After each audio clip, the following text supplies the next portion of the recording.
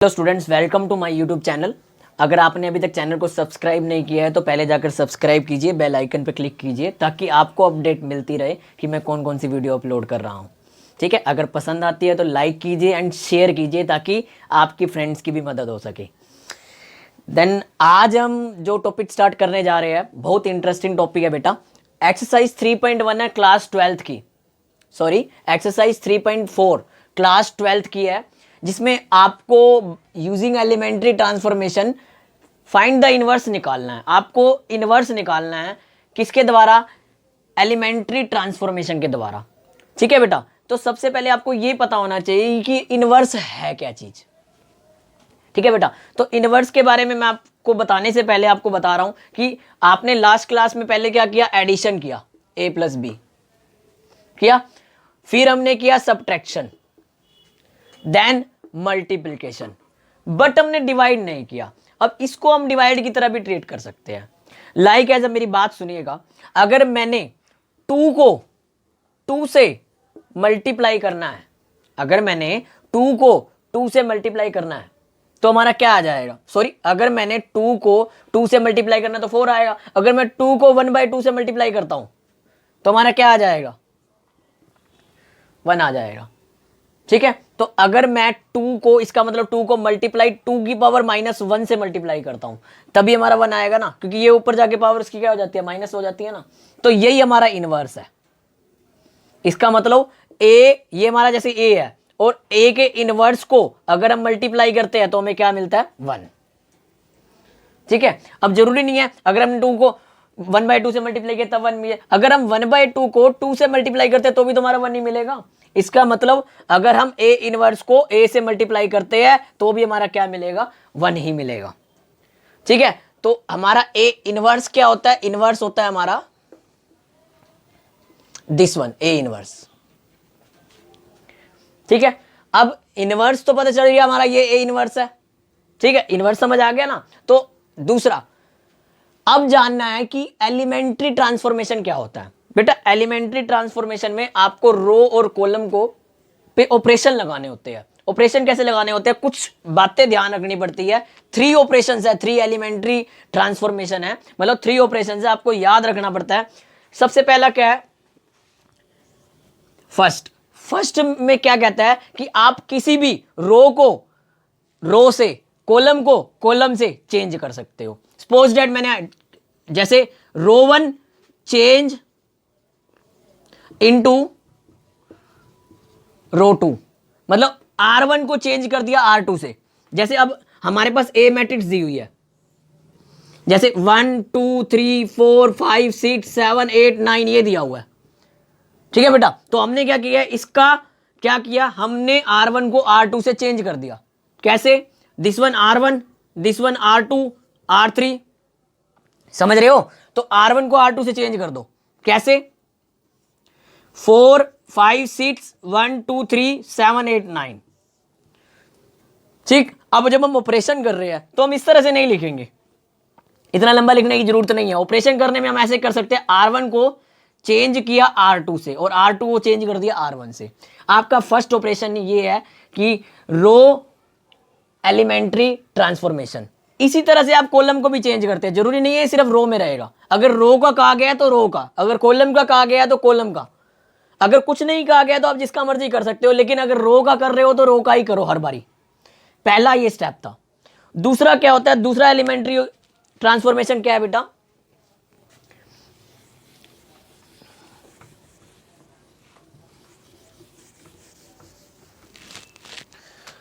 देखिए, सेकंड क्या है कि आप किसी भी नॉन जीरो एलिमेंट को, किसी भी नॉन जीरो एलिमेंट को मल्टीप्लाई कर सकते हो, किसी भी नॉन जीरो को, जैसे 1 2 3 4 5 6 7 किसी भी मैट्रिक्स से मल्टीप्लाई कर सकते हो। मैट्रिक्स में रो या कॉलम से मल्टीप्लाई कर सकते हो। लाइक एज मेरे सामने ये दिया गया 1 2 3 4 5 6 7 8 9। दूसरे ऑपरेशन में क्या? हम किसी भी नॉन जीरो स्केलर एलिमेंट को मल्टीप्लाई कर सकते हैं, किससे? रो या कॉलम से। लाइक एज मैंने कर दिया R1 एरो के निशान से डालना है बेटा, याद रखना एरो।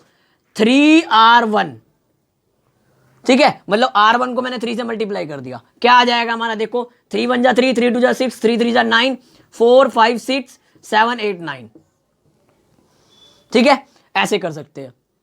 क्लियर, कुछ भी कर सकते हैं। और भी ले लो बेटा, जैसे R2 को 1/5 से मल्टीप्लाई कर दिया, याद रख यहाँ R1 है तो यहाँ भी R1 ही आएगा, ये नहीं है यहाँ पे आप R2 लिख सकते हो, ऐसा नहीं होगा, यहाँ पे R1 में ही चेंज आएगा। अगर आपने यहाँ R1 लिखा है तो R1 में ही चेंज आएगा, अगर ये R2 रखे तो R2 में ही चेंज आएगा।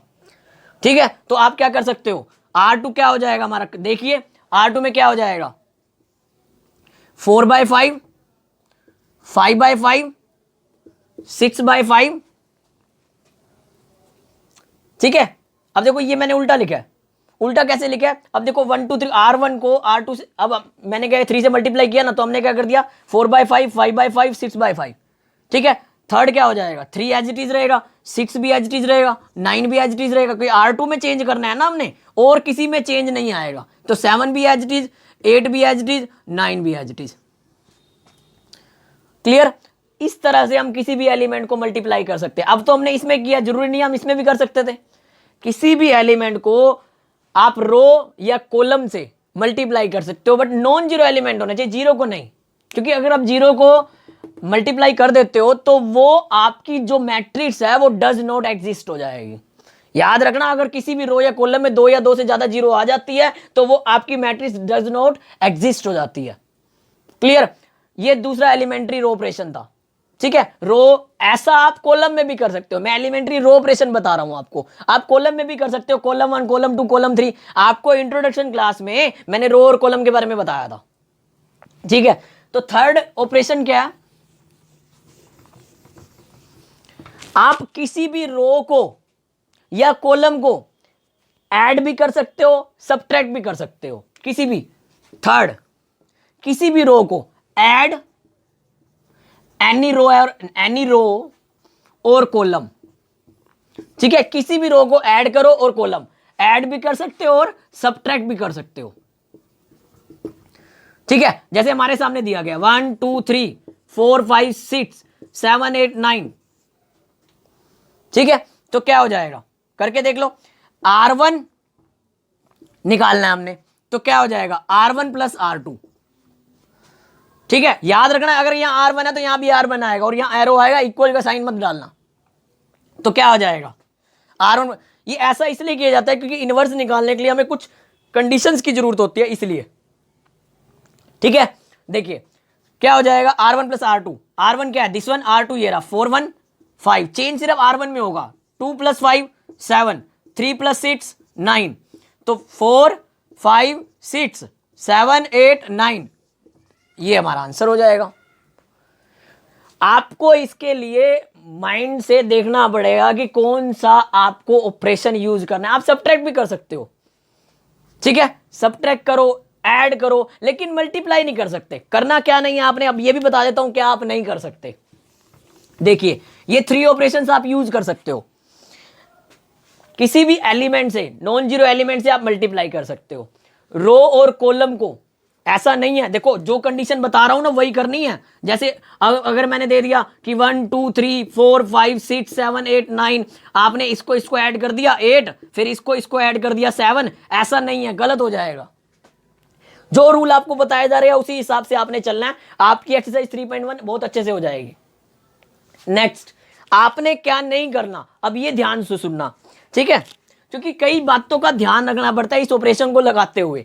एक तो आप किसी भी रो को या कॉलम को आपस में मल्टीप्लाई नहीं कर सकते और आपस में डिवाइड नहीं कर सकते। जैसे कि देखिए ये मैंने दे दिया 1 2 3 4 5 6 7 8 9, R1 multiply R2, that's not possible, गलत हो जाएगा आपका। ऐसे नहीं है आपने इसको मल्टीप्लाई कर दिया, ऐड करो सब्ट्रैक्ट करो बट मल्टीप्लाई नहीं कर सकते। फर्स्ट कंडीशन ये है, लिमिटेशंस है हमारी, ठीक है, आपने मल्टीप्लाई नहीं करना, ठीक है बेटा। नेक्स्ट में आप ऐसा नहीं है कि एक ऑपरेशन, फर्स्ट ऑपरेशन आपने रो का लगा दिया, सेकंड ऑपरेशन आप कॉलम का लगा रहे हो, फर्स्ट ऑपरेशन रो का लगा दिया, सेकंड ऑपरेशन कॉलम का लगा रहे हो, ऐसा भी पॉसिबल नहीं है, गलत हो जाएगा। अगर आप रो का ऑपरेशन लगा रहे हो तो मैट्रिक्स में आपको सारे ऑपरेशन रो के ही लगाने पड़ेंगे। समझ रहे हो इस बात को? अगर आप कॉलम का ऑपरेशन चला रहे हो तो कॉलम का ही ऑपरेशन चलाना पड़ेगा आपको। ठीक, नेक्स्ट में हम क्या कहते हैं, देखो किसी भी एलिमेंट को, मैंने अभी भी बताया ना, आप किसी भी रो या किसी भी कॉलम को एलिमेंट से मल्टीप्लाई कर सकते हो, नॉन जीरो एलिमेंट से। और लिमिटेशन क्या है, किसी भी एलिमेंट को किसी भी एलिमेंट को रो या कॉलम से मल्टीप्लाई तो कर सकते हो, बट ऐड या माइनस नहीं कर सकते। लाइक ऐसे, जैसे मैंने 1 2 3 4 5 6 7 8 9 ऐसे दिया, मैं R1 में ऑपरेशन लगा रहा हूं 5 + R1, गलत हो जाएगा ये। ऐड ऐसे नहीं कर सकते आप, कोई भी एलिमेंट ऐड नहीं कर सकते, मल्टीप्लाई आप कर सकते हो, इस बात को याद रखना। ये बेटा कुछ रूल्स है इस एक्सरसाइज को करने के लिए, एलिमेंट्री ऑपरेशन, एलिमेंट्री ट्रांसफॉर्मेशन बोलते हैं इसे बोलते हैं ऑपरेशन लगाना, ए इनवर्स निकालने का। तो ए इनवर्स निकालने का अब होता कैसे है, देखो क्वेश्चन के थ्रू जानेंगे बेटा, बहुत इंटरेस्टिंग एक्सरसाइज है। लेकिन मैं आपको एक छोटी सी चीज कहना चाह रहा हूं, अगर आप इस एक्सरसाइज को प्रैक्टिस करके करोगे ना खुद, तो ही आपकी एक्सरसाइज होगी। और इस एक्सरसाइज में से ना 3 मार्क्स का क्वेश्चन जरूर आता है, बहुत इंटरेस्टिंग एक्सरसाइज है ये। ठीक है, तो क्या है, जैसे एक क्वेश्चन ही ले लेते हैं। पहले आपको बता रहा हूं ए इनवर्स कैसे निकलता है। हमारे पास ना कुछ इस तरह से होता है, ए = IA। ए हमारे पास एक मैट्रिक्स दी होती है, ठीक, हमें इसमें और इसमें चेंज करना होता है। आइडेंटिटी मैट्रिक्स हमारी 1 0 0 1 होती है, ये बात आप जानते हो, ठीक है। और ए हमारे पास कोई मैट्रिक्स दी होगी, जैसे मैं आपकी बुक का पहला क्वेश्चन ले लेता हूं। पहला क्वेश्चन आपकी बुक का क्या दिया गया, देखिए 1 - 1 2 और 3। ए क्या दिया गया, 1 - 1 2 और 3, ये दिया गया बेटे, ठीक है। तो आपको क्या करना है बेटे, देखिए आपको इसमें चेंज करना है। जो चेंज आप इसमें करोगे ना, वही चेंज आपको इसमें करना है। जो चेंज आपने इसमें करना है, इसका कोई लेना देना नहीं है, ये अभी ऐसे का एज इट इज रहेगा, ठीक है। तो आपने क्या करना है, इसको आई बनाना है, इसको इसकी तरह बनाना है। लेकिन जो चेंज आप इसमें करोगे ना, इसमें भी आपको वो चेंज करना पड़ेगा। जैसे अब पहले मुझे यहां पे 1 चाहिए, यहां भी मेरा 1 है, तो मुझे कोई दिक्कत नहीं है ये चेंज करने की। फिर मुझे यहां पे 0 चाहिए, यहां 0 चाहिए। आप खुद सोच के देखो 0 कैसे आएगा। देखो मुझे चेंज किस में करना है, R2 में। This one is the R1, this R2, ठीक है। तो R2 में चेंज करना है मुझे, R2 में 0 लेके आना है। 2 में से 2 जाएगा तभी तो 0 बचेगा। तो मैं ऐसे लिख सकता हूं R2 - 2R1। मतलब अगर मैं R1 को 2 से मल्टीप्लाई कर देता हूं और माइनस कर देता हूं R2 में से, तो N0 आ जाएगा। करके देखे, देखो यहां पे क्या है, 2 - 2 - 2 × 1 क्या आ जाएगा, 2 - 2 0 आ गया ना, 0 यही चाहिए था। तो यही ऑपरेशन सक्सेसफुल, ये करके नहीं दिखाना बेटा, ये रफली है। क्या हो जाएगा 1 0। अब वही चेंज बेटा इसमें भी करना है। कैसे कर देते हैं, 3 - 2 × -1, 2 से मल्टीप्लाई करना था ना, तो 2 1 जा 2, 3 + 2, यही हो गया ना, 2 1 जा 2, क्या आ जाएगा, R2 में चेंज है ना, ये देखो R2 में चेंज है, तो 5 यहां आ जाएगा, ये एज इट इज। अब जो स्टेप आपने यहां फॉलो किया ना, वही इसमें फॉलो करने हैं। कि क्या, 0 - 2 1 जा 2, 0, ये तो R1 तो एज इट इज है, पहले R1 को लिख ही लो, ठीक है। इसको 2 से मैं 2 1 जा 2, 0 - 2 माइनस का 2, 1 - 0, तो क्या आ जाएगा 1। अब हमें क्या चाहिए, यहां पे 1 चाहिए, यहां पे 1 चाहिए ना, तो 1 कैसे हो जाएगा, डिवाइड बाय 5। अगर मैं 5 से, याद रखना इसमें भी कोई चेंज ना हो, ये ना हो आप ये चेंज करो इसमें चेंज आ जाए, ऐसा नहीं है। अगर मैं इसको डिवाइड बाय 5 कर देता हूं तो इसको तो कोई फर्क नहीं पड़ेगा, लेकिन यहां 1 आ जाएगा। तो मैंने क्या कर दिया, R2 में डिवाइड कर दिया किससे, 1/5 से, ठीक है। तो क्या हो जाएगा, देखिए 1 - 1, R2 में ही चेंज करना है, 0 का 0 और यहां 1 हो जाएगा, ठीक है। इक्वल टू में 1 - 2/5, क्लियर, 0 और 1/5। अब क्या ऑपरेशन लगाना है, अब मुझे यहां पे क्या चाहिए, 0 चाहिए। अगर मैं इन दोनों को प्लस कर दूं तो अपने आप आ जाएगा 0, बिल्कुल। मुझे R1 में चेंज चाहिए ना, R1 क्या हो जाएगा, R1 + R2, ठीक है। R1 + R2 मतलब 1 + 0 R1 में 1, -1 + 1 0, ये एज इट इज 0 1, ठीक है। तो उसी तरह 1 + -2/5 प्लस कर रहे हैं ना दोनों को, 1 - 2/5, एलसीएम कितना है 5, तो एलसीएम 1 5 जा 5, 5 1 जा 5 - 2 क्या आ जाएगा 3/5, R1 में 3/5 आ जाएगा। उसी तरह 0 + 1/5, 1/5 आ जाएगा, तो क्या हो जाएगा -2/5, 1/5। अब आपने देखा होगा यहां पे ए था हमारा, वहां पे ए था ना, तो आपने क्या करना है, जो ये ए है ना, ये क्या हो जाएगा, ये आई हो जाएगा, बन गया आई। और ये क्या है हमारे पास, एक मैट्रिक्स है पूरी की पूरी, कोई भी मान लेते हैं, ए नहीं है, नई मैट्रिक्स आ गई ना, तो इसको बी मान लेते हैं, बी। और ये क्या है ए, यही है ना, तो ये इधर आगे क्या हो जाएगा, ए इधर आगे ए इनवर्स डिवाइड में हो जाएगा ना, तो A I into A inverse, I into A inverse क्या आ जाएगा बी, ठीक है। अगर आई को ए इनवर्स से मल्टीप्लाई करते हैं ना, तो हमारा क्या आता है ए इनवर्स ही आता है, ठीक है। तो हमारा आंसर आ जाएगा ए इनवर्स का। आपको ये स्टेप करने की कोई जरूरत नहीं है, जरूरी नहीं है। अब देखो अगर यहां पे दिया हुआ है ना, आप ऐसे भी स्टेप कर सकते हो, जरूरी नहीं है। देखो जैसे हमारे पास दिया गया, देखिएगा आई, ये क्या आई है ना, इज इक्वल टू में ये बी था, ये ए था। अगर दोनों साइड ए इनवर्स से मल्टीप्लाई कर दिया, ए इंटू ए इनवर्स क्या होता है, याद करो शुरुआत में ही बता दिया गया था, ए इंटू ए इनवर्स क्या था 1 था ना, मतलब आई, ठीक है। और ये B as it is a inverse I, तब भी भाई ए इनवर्स इंटू आई क्या होता है ए इनवर्स होता है, बी इंटू आई क्या हो जाता है बी हो जाता है। समझ रहे हो, आप जैसे भी कर सकते हो, आपको ये स्टेप करने की जरूरत नहीं है। आपको सीधा लिखना है, क्या सीधा करना है कि यहीं पे आपका जो ये आंसर आ जाएगा ना ए इनवर्स, ये इधर आए क्या हो जाएगा ए इनवर्स हो जाएगा, आई इंटू ए इनवर्स हो जाएगा, और ये आंसर आ जाएगा 3/5, 1/5, -2/5, 1/5, ये हमारा क्या हो जाएगा ए इनवर्स आंसर हो जाएगा, ठीक है। क्लियर है। तो नेक्स्ट क्वेश्चन देखते हैं।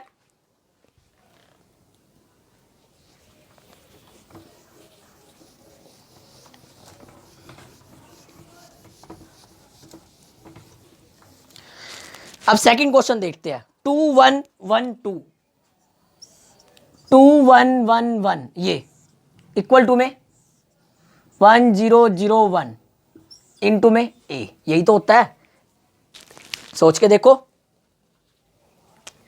ए इक्वल टू में आई ए, यही होता है ना। तो क्या हो जाएगा, करो इसमें चेंज करो, आई बनाओ इसको,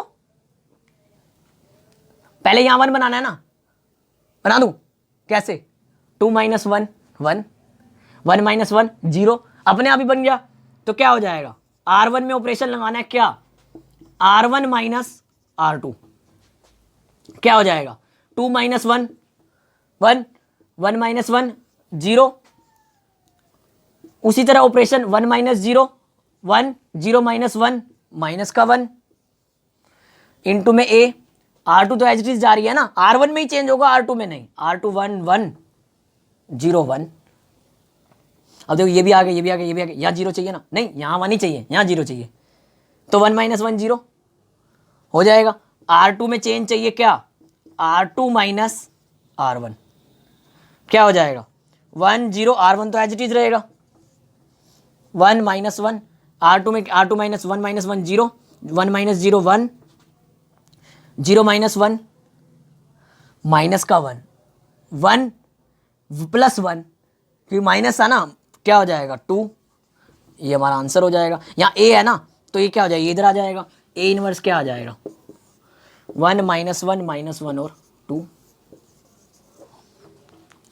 आई होप आपको समझ में आया होगा, ठीक है। तो बेटा आपके क्वेश्चन नंबर 14 तक ऐसे